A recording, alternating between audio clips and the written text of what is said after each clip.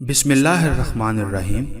ایک صاحب رسول اللہ صلی اللہ علیہ وسلم کی خدمت میں آئے اور عرض کیا کہ مجھے کوئی ایسا عمل بتا دیجئے جو ثواب میں جہاد کے برابر ہو۔ نبی کریم صلی اللہ علیہ وسلم نے فرمایا، ایسا کوئی عمل میں نہیں پاتا۔ پھر آپ صلی اللہ علیہ وسلم نے فرمایا، کیا تم اتنا کر سکتے ہو کہ جب مجاہد جہاد کے لیے نکلے تو تم اپنی مسجد میں آ کر برابر نماز پڑھنی شروع کر دو اور نماز پڑھتے رہو اور درمیان میں کوئی سستی اور کاہلی تمہیں محسوس نہ ہو۔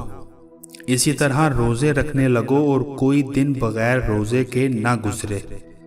ان صاحب نے عرض کیا، بھلا ایسا کون کر سکتا ہے؟ ابو ہریرہ رضی اللہ عنہ نے فرمایا کہ مجاہد کا گھوڑا جب رسی میں بندھا ہوا زمین پر پاؤں مارتا ہے تو اس پر بھی اس کے لیے نیکیاں لکھی جاتی ہیں۔